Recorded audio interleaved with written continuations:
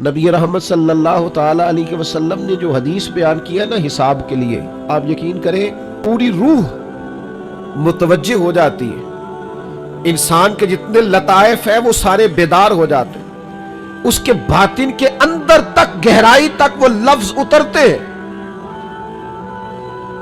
میرے کریم فرماتے ہیں رب قیامت کے دن بندوں سے فرمائے گا کیا میں نے تیرے لیے کان اور آنکھیں نہیں بنائی تھی؟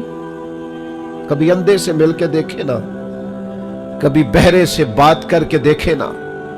رب فرمائے گا کیا میں نے تیرے لیے کان اور آنکھیں نہ بنائی تھی؟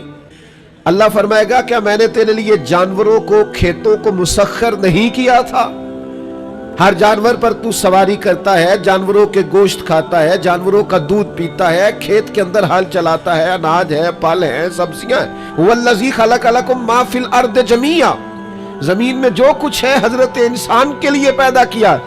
اللہ فرمائے گا تیرے لیے کان بنائے، آنکھیں بنائی، تیرے لیے مسخر کیا جانوروں کو، تیرے لیے مسخر کیا کھیتوں کو۔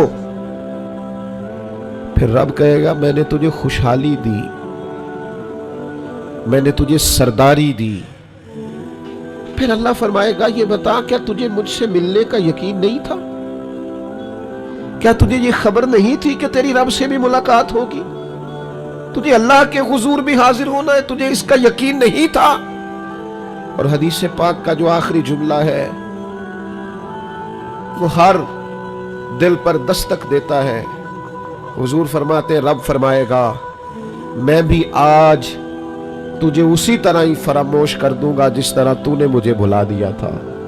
جا، تو نے اگر مجھے بھلا دیا تھا آج میں نے بھی تجھے فراموش کیا۔ دعا کرو ہمارے ساتھ یہ سلوک نہ ہو۔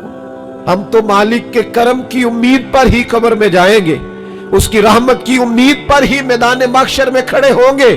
باقی پتہ سارا ہے سردار نو کیتی ادا، ادا پردہ پایا ہی تیرا پلا ہو سی۔ خبر تو ساری ہے، پتہ تو سارا ہے، علم تو سارا ہے۔ سب سے زیادہ ہم جانتے ہیں کہاں کہاں نافرمانی ہوئی۔ یاد رکھنا اس کے حضور کھڑے ہونا ہے، اللہ کے حضور جواب دینا ہے۔ اگر ظلم کیا ہے ملازم پر تو جواب پھر بھی دینا ہے، ظلم کیا ہے گاہک پر تو جواب پھر بھی دینا ہے، اگر ظلم کیا ہے پڑوسی پر تو جواب پھر بھی دینا ہے۔ فَوَرَبِّكَ لَنَسْأَلَنَّهُمْ أَجْمَعِينَ، محبوب تیرے رب کی قسم، اپنے لفظوں میں بات کروں، اللہ کہتا ہے محبوب میں نے تیرے رب دی قسم میں انہوں نے پوچھ لینا ہے، پوچھ لینا ہے میں نے ان سے سوال کرنا ہے۔ اما کانوا یعملون، جو یہ عمل کرتے تھے پوچھوں گا، سوال کروں گا۔ اور میرے نبی پاک صلی اللہ تعالی علیہ وسلم کے غلاموں، اگر ظلم کیا ہے بیوی پر حساب پھر بھی دینا ہے، اگر وراثت کی تقسیم پر زیادتی کی ہے بہن بھائیوں سے حساب پھر بھی دینا ہے، اگر تربیت ٹھیک نہیں کی اپنے بچوں کی تو حساب پھر بھی۔ تم سربراہ تھے ایک ادارے کے، تمہارے پاس امانتیں آتی تھیں، بچے پڑھتے تھے، مجموع کے مجمع تم سے عقیدتیں رکھتے تھے، لوگ تمہیں نیک سمجھتے تھے، ہاتھ چومتے تھے، پھول پھینکتے تھے، تم نے بڑی عزتیں سمیٹی، تم نے خوشحالیاں اور سرداریاں سمیٹی۔ فَوَرَبِّكَ لَنَسْأَلَنَّهُمْ، تمہیں حساب دینا ہے۔ آج بڑے بڑے لوگ حساب کے ڈر سے کانپ گئے۔ بغداد کے شیخ عبد القادر جیلانی حرم مکہ میں سر سجدے میں رکھ کے کہنے لگے مہربانی کرنا مجھ سے حساب نہ لینا۔ خواجہ حسن بصری کہتے ہیں میں حرم میں تھا، اپنے حجرے میں تھا، کسی کے چیخنے کی آواز آئی یا اللہ معاف کر دے، یا اللہ معاف کر دے، حساب والے دن میرے اوپر نرمی کرنا۔ فرماتے ہیں میں نے کہا کوئی گناہگار آہوزاری کر رہا ہے، میں جا کے تسلی دیتا ہوں۔ اور جب میں نے جا کے چہرہ دیکھا فرماتے کلیجہ پھٹ گیا، وجود کانپ گیا، اور میں اس دعا کرنے والے کے قدموں سے لگ گیا۔ لوگوں تمہیں پتہ ہے وہ کون تھا جو دہائی دے رہا تھا کہ مالک حساب نہ لینا؟